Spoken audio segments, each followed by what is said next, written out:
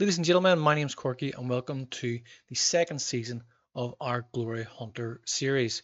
We're going to start first of all with some transfer news and we're going to break into the Community Shield and bring you the game and the goals from that.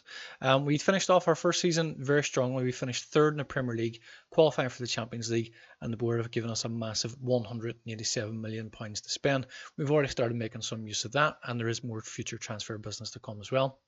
As well as that, we have also seen quite a number of players outgoing, and we're going to show you our transfer business first of all. So at the end of last season, after some very, very good performances from Eric Garcia, we decided to initiate his permanent transfer. We had a £10 million deal agreed as part of his loan contract. As we see, we decided to make that permanent. Eric Garcia joined us on the 30th of June. Our big kind of marquee signing so far this window has been that of Karim Adeyemi. As we see there, for 41 million, possibly rising to 44. We needed options on the left wing. Adeyemi is very much a player we identified, and a player everybody is fully aware of. Everybody knows who Adeyemi is. Very, very good player, incredibly quick, can also play as a striker as well, so potentially giving some rotational options to Alexander Isak. So we made that deal. Just as the season ended, we made that deal 41 million, potentially up to 45. As we can see, in terms of outgoings, Nick Pope did join Sheffield Wednesday for 5.5 million, and Lloyd Kelly has joined Burnley for 15.5 million, potentially rising to 19 million.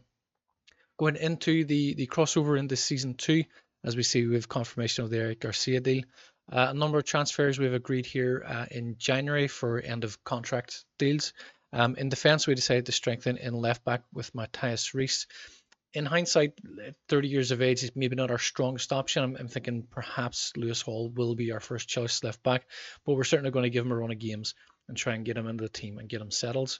We also decided to strengthen in our right back position, knowing that we were losing Kieran Trippier at the end of his contract. We've brought in not Jonathan David for right back. We have brought in Davide Calabria, coming in from AC Milan, of course. He has come in for cover at right back. He can also play at wing back as well. He is 28 years of age. He is very much in his prime years. We're looking to make good use of him and rotate him off, obviously, quite often with Tino Livramento. Again, strengthening our defence, we've agreed a contract with Jonathan Tah coming in from Bayer Leverkusen. Again, 29 years of age. He's in his prime. He's a big 6'5" defender. Good, strong physical attributes. He could also cover at right back as well if needed, but central defence is very much where he's going to feature. And I do expect him to be a regular player for us as well. Moving into midfield, we did bring in Samuel Justo. He is 21 years of age. He is coming in from Sporting Lisbon. More so a player for the future, not necessarily for the immediate season ahead. We've also brought in Angel Alarcon as well. Again, similar story, 21 years of age, more for the future. I'm sure playing Football Manager, you're probably aware of how good this kid can be. Can play on the left wing, the right wing, can also play up front as well. So it gives us some very good rotation options off the bench. We've also brought in Jonathan David on a free transfer. As you can see, the American can play as a striker. He can play on both wings. He can play as an attacking central midfielder as well. And again, very much a player that will help with our rotation, and especially with the number of games we've got coming up with the Champions League. I think he is a very good signing as well. Add to that one other signing, we have Vaktang Salia, a player that is a pre-arranged transfer as the game started. It's not a player that I have brought in. The fans were not happy about him coming in. And as we can see, in terms of outgoing, Fabian Schär has joined Villarreal at the end of his contract. Martin Dubravka has gone to Shabab Al-Ali at the end of his contract. Kieran Trippier gone to Chelsea at the end of his contract. Dan Burn has joined Everton at the end of his contract. And Jacob Murphy has moved to Real Betis for a fee of £8 million. And Isaac Hayden leaving as well on a free transfer finally. And Matt Target, the other big signing, going out for 16.25 million, potentially rising to 20.5 million. So and the rest of the outgoing players are youngsters, and there's one known outgoing there as well. So in terms of the transfer business, yes, we've made 25 million. We've only spent 10.5 million. We do have quite a bit of money left to spend. Obviously, we're in a little bit of a profit now at 15 million, but we do have some big transfers coming in. We have agreed a fee. We're waiting on a work permit now for Diogo Costa. I feel like, especially in goal, definitely an area we need to strengthen in. Odysseus Vlachodimos has been very good for us, it must be said. But he's not a great player, and he's 30, 31 years of age now. I think he's starting to decline a little bit. But we all know how good Diogo Costa is, and at £64 million for his release fee, we were happy to activate that and bring him in. I think he's certainly a player, especially in the Champions League campaign, that will make big contributions for us. We weren't entirely convinced that we were strong enough in central defence, so we have made bids for 2 other players. Both players can play in central defence, can also play as defensive midfielders. Again, an area that I'm not really 100% convinced that we're at our strongest in. First one is Leopold Querfeld, waiting on a work permit for him as well. As you can see, he is a central defender naturally and very accomplished in central midfield. He is 21 years of age. And another player I'm sure a lot of people are aware of, Ibrahima Bamba. Again, central defender, can play in defensive midfield. Very good, strong physical attributes as well. So very much 2 players we are looking to bring in. Bamba, we have given him a star player contract. I expect he will play more. We probably will bring in both of these players. We'll definitely bring in one of them. Most likely Bamba. We may even send Querfeld out on loan to give him a bit more experience and a bit more first team game. That being said, we might need him. We don't know what way the injuries situation is going to go. But that is how we are lined up at the minute. We are waiting for those deals to come through. We are about to play the Community Shield against Manchester City. Of course, we have not got a great record against them. We've played 3-1-1. That one was in the FA Cup, was sort of the more important of the fixtures we played. We do have an almost fully strength squad. Domenico Berardi is the only player injured. He's going to be missing for about 2 weeks. Joel Linton and Miguel Almiron are being made available. But other than that, we have a fully fit squad as strong as we possibly can. We're going to give some debuts to Ta and Reese as well, and Adeyemi, of course. So this is the strongest side we have at the minute. So we're just going to get stuck into the game. But yes, very pleased with the business we've done, especially considering a lot of that business was done in January. And in terms of our transfer fees and transfer budget, it hasn't impacted us in any way. So once the game loads up, a quick look at the Man City squad. We'll look at that in a moment whenever the teams flash up. I expect you to come back with the trophy. Okay, well that's a bold statement, but let's go with it. So Man City starting with Ortega in goal, Kyle Walker, Ruben Dias, Gvardiol and Akanji across the back. Rodri in defensive midfield, De Bruyne and Silva in central midfield, Grealish on the left wing, Foden on the right wing, Haaland up front. Pretty much as you would expect. As you can see, a very strong bench for Man City as well. So Man City, I would say full strength, certainly at the moment. And as the game gets underway, this season begins here. Hoping to get, hoping to perform well. As long as we don't, if we do lose the game, as long as we lose it in the right way, as long as we play our 100% and give as best of an account of ourselves as we can. And see, our Man City are dominating a little bit here by the look of it. Nothing on the pass maps yet. Man City are dominating the match momentum at the minute. We're 29 minutes, per 30 minutes in. There's been his first highlight has just come in now. Bernardo goes back to Ruben Dias. He's looking for Rodri in midfield. It's cut out by Mateus Reese. Looks inside for Tonali. Plays a nice ball in Isak. It's a nice turn on the defender there. Get in! Alexander Isak has opened the scoring on the 31st minute. I thought there might have been a suspicion of offside there, but it's a nice pass here from Tonali. Isak comes back in the right time, gets away from his defender. I think that might have been Ruben Dias, but it's a nice turn, and from the edge of the box, just on the 18-yard line, fires home to give us a 1-0 advantage. This is what we like to see. You see Foden cuts inside to Bernardo, looks for De Bruyne, goes back to Kanji, goes all the way back to Gvardiol, goes all the way back to the goalkeeper. Kanji now finds the ball down the left to Grealish, looks for De Bruyne, back inside to Haaland, goes wide left again to Grealish. Can we cut out the cross? We cannot. And there's all kinds of just going around.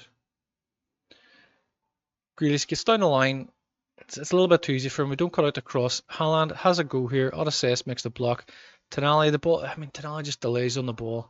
De Bruyne comes in behind, gets a little foot in, steals the ball away from, and it's 1-1. That's disappointing. And the manner in which we conceded that goal was disappointing. Before the game, I said, let's at least give it a go and sort of not shy away from it, I guess. Akanji United take a throw and goes back to De Bruyne. Diaz plays it wide right to Foden. It's cut the cross out. He gets away far too easily there. I think Odysseus made a save there. Bernardo now with a corner. We're in the stoppage time in the first half. Odysseus is up, claims the ball in the air. It's good goalkeeping. So 1-1 at half time. It's a little bit disappointing. Far from pleased. Let's go ahead. Anybody not playing great? Keep an eye on the fitness levels too. Bruno Guimaraes is struggling a little bit. Isak is struggling. It's a nice interception for Bruno. Finds Isak, goes back to Tonali, who just kicks the ball at De Bruyne, but Reece covers the ball. Adeyemi's in. Get in! Adeyemi scores. Has to stand, ref. I think he's on. He's going to be off.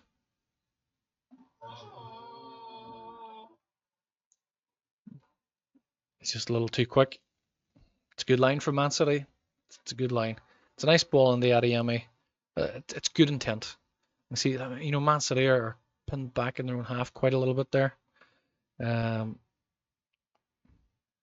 Isak is playing very well. I don't really want to bring him off because he's also very good at penalties, and that's something I'm considering. I do need to bring in. Do we bring in Joe Willock for Guimaraes? I don't know why these two are playing around like this. They should have been like that. We'll bring Joe Willock in for Guimaraes here. Anthony Gordon is struggling on fitness. I'm going to bring. What's Gordon like at penalties? Gordon is pretty good at penalties. Adeyemi is good at penalties. Joe Willock, not so good.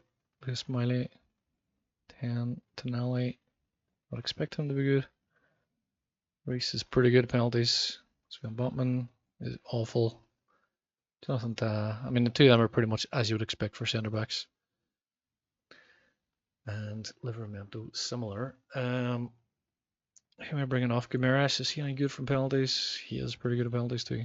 Don't really want to bring him off then.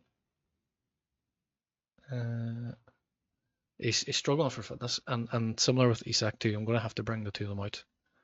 I'm going to bring Joe Willock in. Jonathan David for Anthony Gordon. I'm going to go with it. Maybe a little early, maybe a little hasty. But we got to look at the fitness levels. Domenico Berardi is our best penalty taker. I think he's got an 18 or a 19 rating for penalties. Is injured, so unfortunately not a player we can rely on. Play for set pieces. Let's do that. We do, of course, have an option of 6 substitutes in this game. Tino Livramento is struggling on fitness, so let's bring Calabria in. What about Garcia? Is he any good at penalties? Nah, he's not bad. Lewis Hall's very good at penalties by the look of it. So let's bring him in for Mateus Reece. Still have 2 subs left. You gotta think carefully about that. Sula, need to check your penalty taken out. But yeah, Man City moving the ball around here. Looks for Bernardo on the right wing. He's making a break down the line. They get away from Mateus Reece. Cuts it back with a backheel to Gundogan. Finds John Stones. Rodri. It's good effort. It's a very good goal. I can take nothing away from that.